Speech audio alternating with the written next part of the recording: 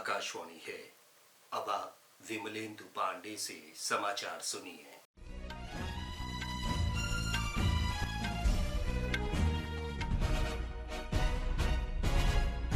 लोकसभा चुनाव के चौथे चरण का प्रचार आज शाम समाप्त हो जाएगा। चौथे चरण में 9 राज्यों और एक केंद्र शासित प्रदेश की 96 सीटों पर 13 मई को वोट डाले जाएंगे। इस चरण में आंध्र प्रदेश की 25, बिहार की 5, झारखंड की 4, मध्य प्रदेश की 8 तथा महाराष्ट्र की 11 सीटों पर मतदान होगा। इसके अलावा ओडिशा की 4, तेलंगाना की 17, उत्तर प्रदेश की 13 और पश्चिम बंगाल की 8 तथा जम्मू कश्मीर की 1 सीट शामिल है। विभिन्न राजनीतिक दलों के शीर्ष नेता जनसभाएं और रैलियां कर रहे हैं। प्रधानमंत्री और भारतीय जनता पार्टी के वरिष्ठ नेता नरेंद्र मोदी ने ओडिशा के बलांगीर में आज एक रैली में राज्य के मुख्यमंत्री नवीन पटनायक की आलोचना की।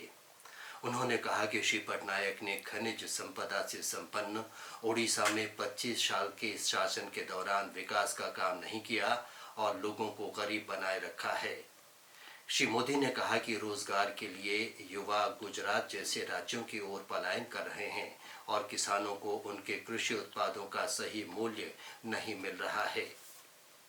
मध्य प्रदेश में इस चरण में देवास, उज्जैन, मंदसौर, रतलाम, धार, इंदौर, खारगौन और खंडवा निर्वाचन क्षेत्रों में मतदान होगा। राज्य में इस मालवा क्षेत्र में प्रचार चरम पर है।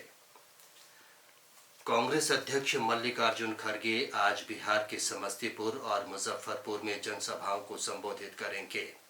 उधर भारतीय जनता पार्टी के वरिष्ठ नेता और उत्तर प्रदेश के मुख्यमंत्री योगी आदित्यनाथ भी राज्य में बेगूसराय के बरौनी में एक रैली कर रहे हैं। भाजपा नेता और असम के मुख्यमंत्री हिमंत बिस्वा शर्मा बेगूसराय के बखरी में रैली करेंगे।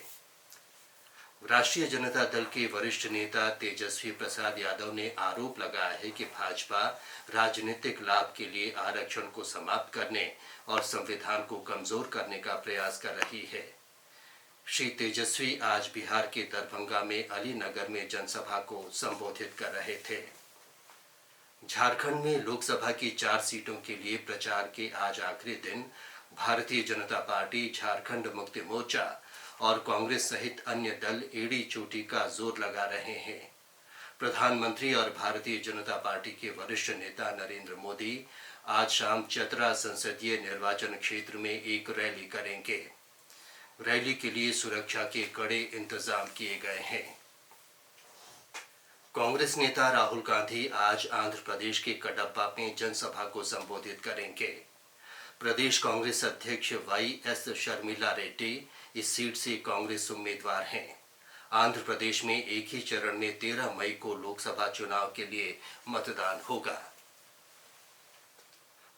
कांग्रेस महासचिव प्रियंका गांधी ने कहा है कि उनकी पार्टी की सरकारों ने देश में जनजातीय समुदायों की रक्षा के लिए SC/ST उपयोजना, SC/ST अत्याचार निवारण अधिनियम, पेशा अधिनियम और पंचायती राज अधिनियम तथा वनाधिकार अधिनियम और मनरेगा को लागू किया है।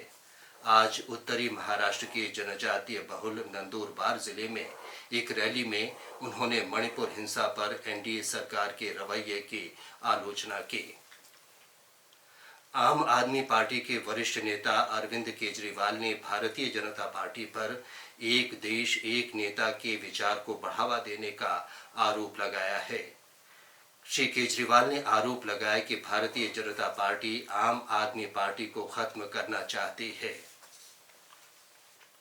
दक्षिण एशियाई क्षेत्रीय सहयोग संगठन सार्क के महासचिव मोहम्मद गुलाम सरवर भारत की अपनी पहली आधिकारिक यात्रा पर नई दिल्ली पहुंच गए हैं। विदेश मंत्रालय के प्रवक्ता रणधीर जायसवाल ने एक सोशल मीडिया पोस्ट में कहा कि ये अवसर दक्षिण एशिया में सहयोग को और मजबूत करने का है। श्री सरवर भारत की 5 दिन की यात्रा पर हैं। इस बैठक के दौरान उनका कई बैठकें करने का कार्यक्रम है। इसके साथ ही ये समाचार बुलेटिन समाप्त हुआ।